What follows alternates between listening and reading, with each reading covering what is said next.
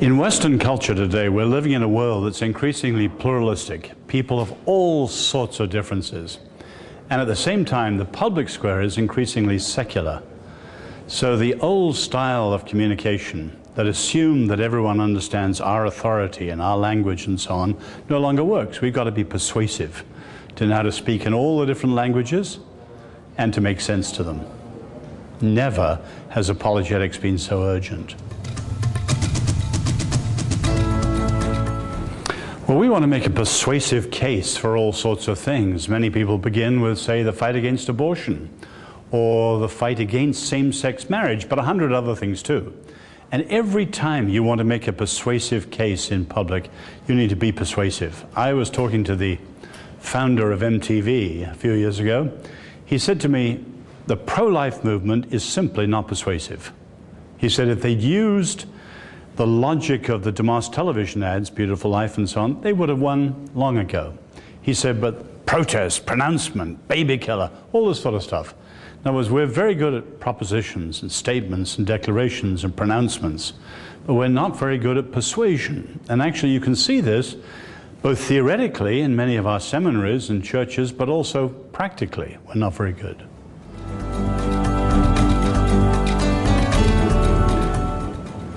A lot of apologetics is limited in the sense that it appeals only to a limited class of highly educated people.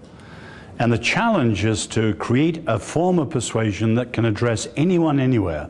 But my particular concern is one group. People who are not open, not interested, and not needy. In other words, when people are open, interested, and needy, it's easy.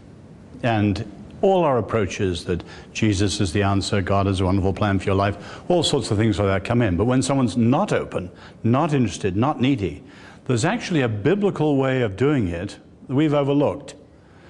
And I will argue, not for postmodern understanding of stories, because they've abandoned truth and reason and proposition, but a biblical understanding of the use of questions and parables and drama and so on as a way of opening people's heart, those who are not open, not interested, and not needy.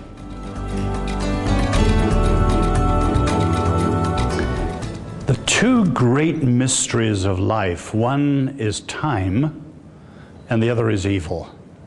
But of the two, evil is by far the most important for winning people to Christ because it's a major roadblock. And of course, we're living in a world of monstrous evil.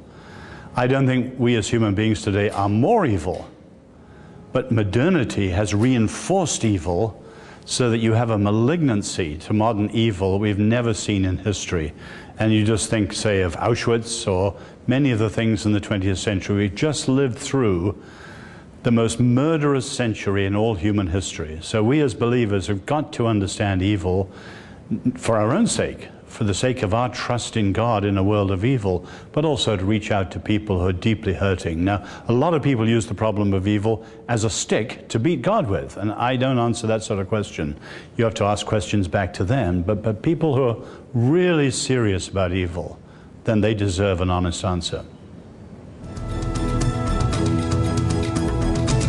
Absolutely. And I will be arguing, as I mentioned, for drama and questions and imagination. And the fact is, many people, they object to my approach. They say, well, it takes too much education. I'll mention people like Erasmus. And the answer is very simple. The reason we're not good at this, biblical apologetics, is not that we haven't had enough education. We've had too much of the wrong sort. I went to a pretty good university, Oxford, but you can look at most of our Western universities.